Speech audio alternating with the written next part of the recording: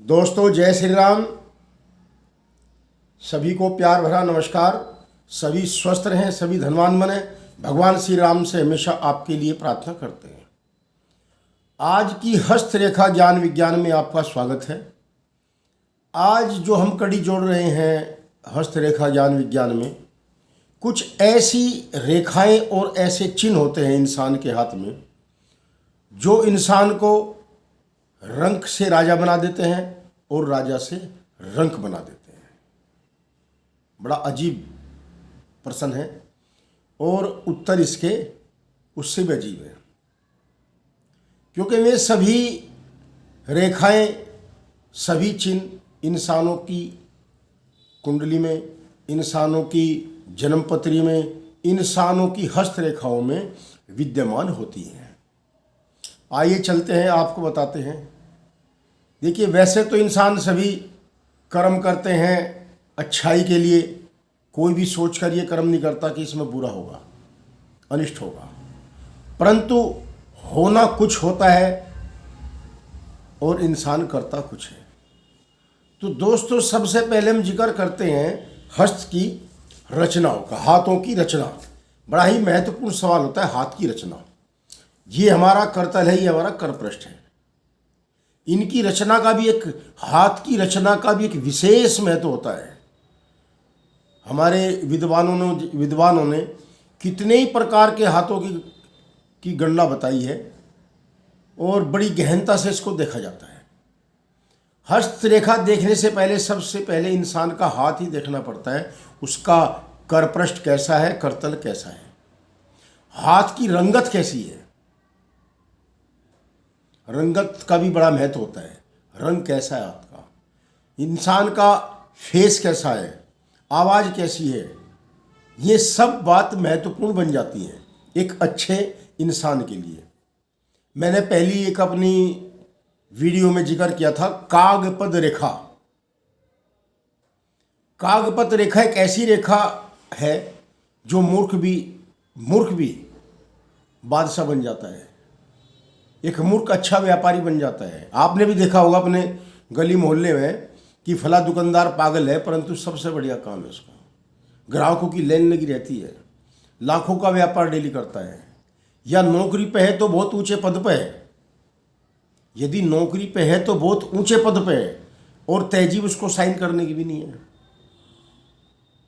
हुआ न रंक से राजा। लोग विश्वास नहीं करते कि इतना बड़ा अधिकारी कैसे बन गया। बच के नहीं बात करता है।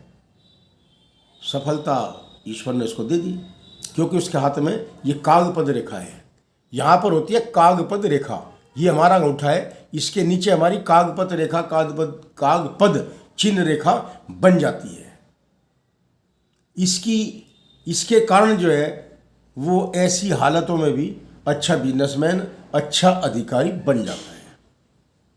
इसके अलावा हाथों में अन्य चिन्ह, हाथ का गुलाबी रंग होना, हल्की गुलाबी रंगत होना और जीवन रेखा, मस्तिष्क रेखा, हृदय रेखा, भाग्य रेखा का उज्जवल होना, इन सब बातों का एक महत्व बढ़ जाता है। अब आइए, इंसान, ये तो मैंने बता कि रंक से राजा से रंक कैसे बनता है।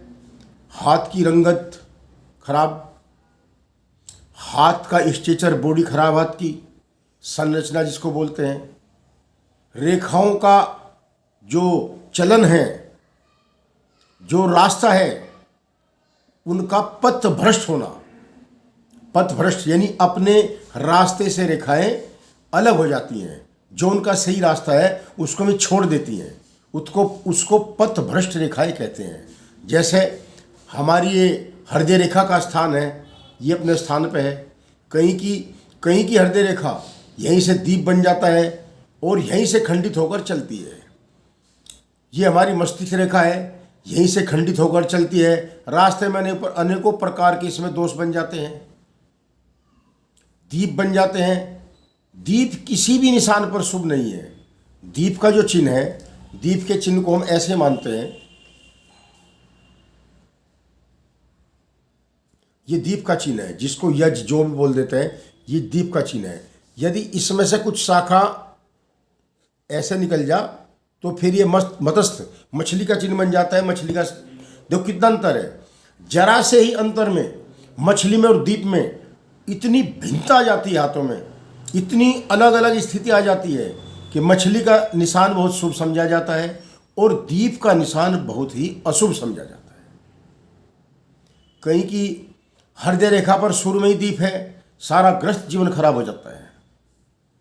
हृदय रेखा के शुरू में मैंने यहीं पर दीप देखा है, यहीं पर, और मैंने उनसे 20-20 साल उनके मेल मिलाप को हो गए, आज तक उनका वैवाहिक जीवन सुखी नहीं रहा, शुरू से अब तक भी बस चल गई जैसे जिंदगी चल गई। और मैं ज़्यादा अनहोनी घटनाओं का जिक्र नहीं करूँगा क्योंकि बहुत सौ के हाथ होते हैं, और जातक की जो है भावनाओं का भी ध्यान करना चाहिए। हाथों की रंगत, कर पृष्ठ, हाथों में रोम की भी एक अलग महत्व बन जाता है, और विशेष बात तो हमारे कर पृष्ठ पर होती है, जिन कारण इंसान राजा से रंक की स्थिति में आ जाता है। दोनों ही स्थिति में सावधान होना जरूरी है, उपाय जरूरी है। यदि आप ऊंची बुलंदियों पर पहुंच रहे हो, ऊंची बुलंदी को कामयाब रखने के लिए भी आपको सावधानी चाहिए, क्योंकि इंसान धन वैभव पाकर अभिमान के वशीभूत हो जाता है, उल्टे सीधे अनैतिक कार्य करने लगता है, और जो उसके पतन का कारण बन जाता है। यदि हाथ में नेगेटिव ऊर्जाएं हैं, रंग बनाने वाली आपके हाथ में रेखाएं हैं, चिन्ह हैं, तो सावधानी से चलें, अपने आप को हीन समझकर चलें। हीन समझोगे, नेगेटिव समझोगे तो तरक्की की ओर कदम रखोगे। कई बार ऐसा भी हो जाता है, निशान गलत होते भी इंसान कामयाब है, वो तीर तुक्का लग जाता है, परंतु यदि लग रहा है तो उसको सावधानी से उसका उस समय का सावधानी से स्वागत करें। और भगवान का भजन बड़ा अनिवार्य है, संयम और अनुशासन अनिवार्य है। ये भौतिक उपाय है। आपका संयम, आपका अनुशासन, आपका खान पान, आपका रहन सहन, इन सब बातों का एक महत्व हो जाता है। यह आदमी धन की हानि में भी अच्छा जीवन जी लेगा यदि उसका अनुशासन उत्तम हो। अनुशासन उत्तम नहीं है तो अथाह धन होने के बाद भी परेशान रहेगा। तो इस आज की कड़ी में आपको मैंने राजा और रंक दोनों के महत्व बताए हैं, शॉर्ट रूप से बताए हैं, ज़्यादा बड़ी लंबी वीडियो बनाने का मूड नहीं आज। सभी को जय श्री राम, सभी स्वस्थ रहें, सभी तंदुरुस्त रहें और उपाय भी करते रहें। मेरा चैनल भी सब्सक्राइब करते रहें, कुछ ना कुछ आपके लिए रोज़ नई खोज लेकर आता हूँ, नया विषय लेकर आता हूँ। जय श्री राम।